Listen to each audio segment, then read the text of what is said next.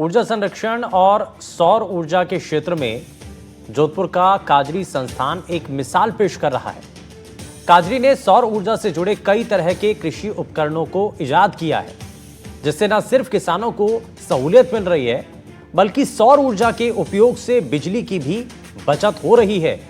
और इसी कड़ी में काजरी ने ईंट और मिट्टी का एक फ्रिज भी बना दिया, जो तपती गर्मी में लोगों को काफी राहत पहुंचा रहा है।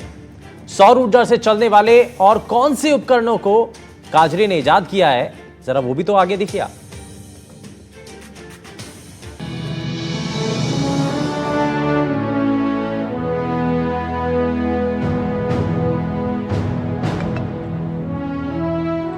प्रधानमंत्री नरेंद्र मोदी के विजन और भविष्य में सौर ऊर्जा की बढ़ती संभावनाओं को देखते हुए काजरी ने एक अनोखी पहल की है।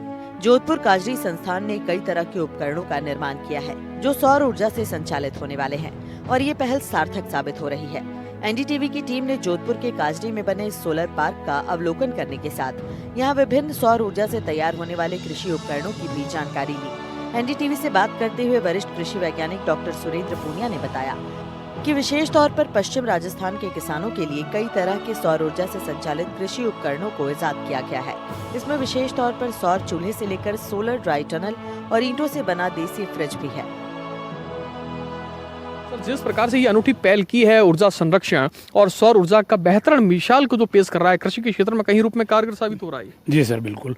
सबसे पहले तो आपका धन्यवाद सर। हमने पश्चिमी राजस्थान के किसानों को देखते हुए कई तरह के सौर उपकरण तैयार किए हैं, जिसमें विशेष करके ये पशु आहार सौर चूल्हा है।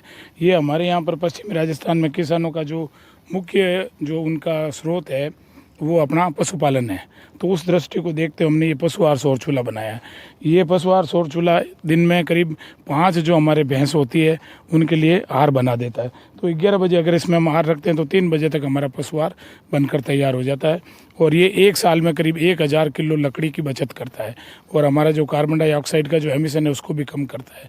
तो ये हमारे आसपास के करीब जोधपुर, बाड़मेर, जैसलमेर और नागौर में करीब 5 से 10 हज़ार किसानों ने इस टेक्नोलॉजी को उपयोग करना शुरू कर दिया है, और ये बहुत ही उपयोगी साबित हो रहा है। बिल्कुल। तो जिस प्रकार से आप देख सकते हैं, ये वो सौर चूल्हा है जो करीब 1000 किलो लकड़ी को भी जो है वो बचाता है। पूर्ण रूप से सौर ऊर्जा पे है, जिसमें पशुओं का आहार ग्रामीण क्षेत्र में जो पशुपालक हैं, जो कृषक हैं, वो विशेष तौर पर जो है इस तकनीक को उपयोग में लेते हैं, जिससे जो पशुओं का आहार है वो सौर ऊर्जा के द्वारा ही जो है इस विशेष उपकरण के जरिए जो है वो तैयार होता है, जिससे न सिर्फ जो है लकड़ियों की बचत होती है, बल्कि जो प्रदूषण है, जो धुएं से होने वाला प्रदूषण है, उससे भी जो है उनसे निजात मिलता है। सर, इसके अलावा भी कहीं मैं देख पा रहा हूँ कई ऐसे उपकरण है जो आपने इजाद किए, जो पूर्ण रूप से जो है वो सौर ऊर्जा के ऊपर जो है वो निर्भर किए हैं।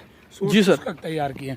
हमारे यहाँ पर पश्चिमी राजस्थान में क्या है कि विभिन्न प्रकार की जो सब्जियां हैं, जैसे केर है, सांगरी है, कुम्बट है, ग्वारफली है, काचरा है, इनको हम लोग सुखाने के लिए क्या है कि सौर शुष्क का उपयोग करते हैं। जैसे हम खुले में कोई चीज़ सुखाते हैं तो उसका क्या इफेक्ट प्रभाव पड़ता है कि वो उसमें एक तो कलर ख़राब हो जाता है, दूसरा उसका स्वाद ख़राब हो जाता है, और बरसात के दिनों में गीले होने की भी संभावना रहती है। इसके अलावा मतलब अगर शुष्क में हम सुखाएं और खुले में सुखाएं तो उसके आधे समय में हमारे सौर शुष्क में सूख जाता है। जैसे उदाहरण के तौर पे मैं आपको बताना चाहूँगा, ये देखिए आप जिस प्रकार से आप देख सकते हैं कहीं ऐसे उपकरण जो है वो यहाँ बनाए गए हैं, और ये जी सर सूख रही है सर। तो ये सांगरी हमने अभी 2 दिन पहले ही सुखाई है, तो ये 2 दिन के अंदर पूरी तरह से सूख के तैयार हो गई है। तो इसमें विभिन्न प्रकार के अलग अलग साइज के हमने शुष्क करते हैं। जैसे इसकी जो है कैपेसिटी वो 10 किलो है, और इससे बड़ा शुष्क। तो सर, किसान जो हैं वो कितने इस तकनीक को जो है वो एडॉप्ट कर पा रहे हैं? इस टेक्नोलॉजी को भी करीब 5 से 6 हज़ार सौर शुष्क है, वो विभिन्न किसान हमारे पश्चिम राजस्थान में इस टेक्निक को एडॉप्ट कर चुके हैं। बिल्कुल। तो जिस प्रकार से आप देख सकते हैं, मेरे सहयोगी आपको बताएंगे, जिस प्रकार से जो राजस्थान का ट्रेडिशनल फूड है सांगरी, जो गीली और सूखी दोनों रूप में जो है वो उपलब्ध होती है, लेकिन उसको जिस प्रकार से सुखाया जाता है और फिर मार्केट में बिकने के लिए भी तैयार है, ये सौर ऊर्जा से जो तैयार हुआ वो उपकरण है, जिसमें जो है राजस्थान के ट्रेडिशनल फूड को जो है वो यहाँ तैयार किया जाता है। और जिस प्रकार से सूर्य नगरी में जहाँ गर्मी तल्ख तेवर दिखा रही है, वहीं अब किसानों की भी जो है वो इस और डिमांड बढ़ रही है। ये किसानों के लिए काफी फायदेमंद भी है, क्योंकि राजस्थान में किसानों का मुख्य आय का स्रोत पशुपालन है, और उसी को देखते हुए विशेष तौर पर सौर ऊर्जा से संचालित होने वाला पशु आहार चूल्हा भी तैयार किया गया है। कई ऐसे उपकरण हैं यहाँ पे, मेरे सहयोगी भी आपको दिखाएंगे कैमरे की नज़र से किस प्रकार से जो है वो वैज्ञानिक और बाकायदा जो है लगातार निगरानी भी बनाए रखते हैं।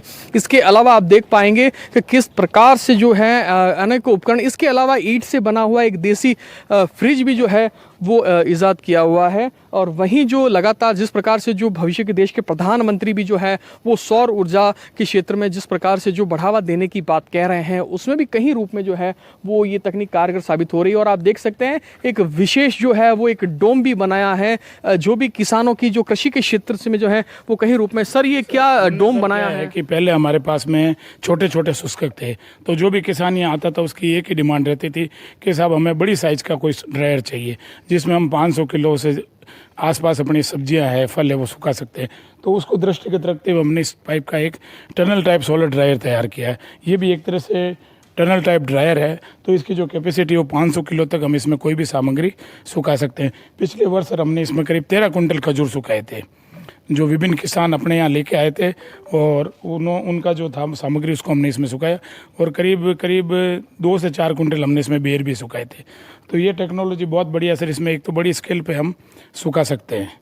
बिल्कुल, तो आप देख सकते हैं ये सोलर ड्रायल जो टनल है वो करीब जो है 500 किलो तक जो है यहाँ पे इसमें जो है वो सुखाया जा सकता है। और काफ़ी हीट भी है यहाँ पर, जिस प्रकार से जो बाहर का तापमान है उससे भी कहीं अधिक जो है वो इसके अंदर का तापमान है, जिसमें जो विभिन्न जो फसलें होती है जिन्हें सुखाया जाता है। तो यहाँ सौर ऊर्जा की जो तकनीक के द्वारा जो तैयार किया गया है उसका खासा विशेष महत्व है। इसके अलावा भी आप देखेंगे, मेरे सहयोगी दिखाएंगे किस प्रकार से जो पूरे सोलर प्लेट्स जो हैं यहाँ लगाई गई है, बड़ी संख्या में लगाई गई है, और जिससे जो विभिन्न उपकरण हैं जो सौर ऊर्जा से संचालित होते हैं उसको भी जो है वो यहाँ ईजाद किया गया है। और इसके अलावा मैं ये भी बताना चाहूँगा कि जिस प्रकार से जो ये बकेट्स बनाए गए हैं जिसमें न सिर्फ जो है वो फूड जो होते हैं जो कृषकों के पशुपालकों के लिए भी उपयोग में लिए जाते हैं, उनको भी जो है वो उपयोग में लाया जाता है। और उसके साथ ही जो है हम जो सोलर प्लेट्स लगी हुई हैं उनको भी हम देखेंगे। सर ये जिस प्रकार से जो ये सोलर प्लेट्स हैं कितनी जो है वो ऊर्जा को जो है यहाँ से तैयार की जाती है? मैं आपको बता रहा हूँ सर, ये हमने एग्री वोल्टेक सिस्टम डेवलप किया है, कृषि वोल्टेक प्रणाली। इसके अंदर क्या कर सकते हैं हम, एक साथ 3 काम कर सकते हैं, बिजली पैदा कर सकते हैं, खेती कर सकते हैं और जल संरक्षण कर सकते हैं। तो ये जो प्लांट है इसकी कैपेसिटी 105 किलोवाट है, और इस पे 105 किलोवाट के जो सोलर प्लांट है इसके द्वारा हम लगभग 400 यूनिट प्रतिदिन विद्युत उत्पादन कर सकते हैं। और इसका जो अनुमानित लागत है वो करीब 55 लाख रुपए आई थी। तो इसका जो पेबैक पीरियड है वो 7 से 8 साल है। पश्चिमी राजस्थान में करीब 5000 से ज्यादा किसान इस तकनीक को अडॉप्ट भी कर चुके हैं। इसके साथ ही विशेष तौर पर राजस्थान के ट्रेडिशनल फूड जैसे कि कैर, सांगरी, कुंभट और काचरी को सुखाने के लिए भी विशेष तौर पर उपकरण तैयार किए गए हैं, जिसमें किसी भी तरह की बिजली का उपयोग नहीं होता।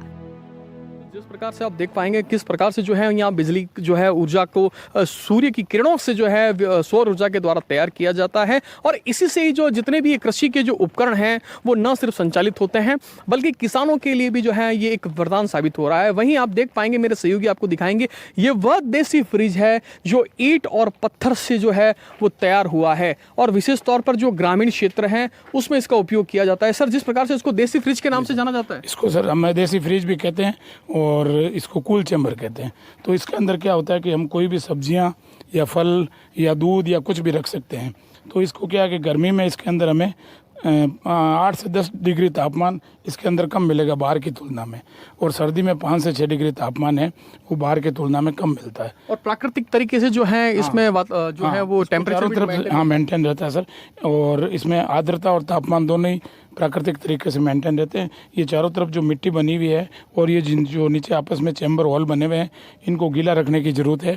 तो इनको अगर हम रेगुलर रूप से अगर इसमें पानी डाल देंगे तो अंदर का तापमान 7 से 8 डिग्री कम हो जाएगा। बिल्कुल, तो जिस प्रकार से आप देख पाएंगे ये वो देसी फ्रिज है जिसको यहाँ तैयार किया गया है, और विशेष तौर पर जो ग्रामीण क्षेत्र है वो इनका उपयोग अधिक करते हैं। और यहाँ पर पूरा जो है इसका एक मॉडल तैयार किया गया है जिससे कि जो देश और प्रदेश के विभिन्न शिक्षा और उस शिक्षा से जुड़े जो विद्यार्थी हैं वो भी यहाँ बड़ी संख्या में आते हैं और इसको देखते हैं। और जिस प्रकार से इन तकनीकों को विकसित किया गया है, न सिर्फ भविष्य की संभावनाओं को देखते हुए किसानों के लिए भी एक वरदान साबित हो रहा है, बल्कि कृषि के क्षेत्र में यहाँ विभिन्न जो उपकरण हैं उनको सौर ऊर्जा के द्वारा ही संचालित करने को लेकर भी एक विजन के रूप में जो है यहाँ के वैज्ञानिक आगे बढ़ रहे हैं। जहाँ आप देखने वाली बात है कि वैज्ञानिकों की जो ये अनूठी पहल है, ये भविष्य की संभावनाओं को देखते हुए धरातल पर कितनी साकार हो पाती है। जोधपुर से एनडीटीवी के लिए मुकुल परिहार।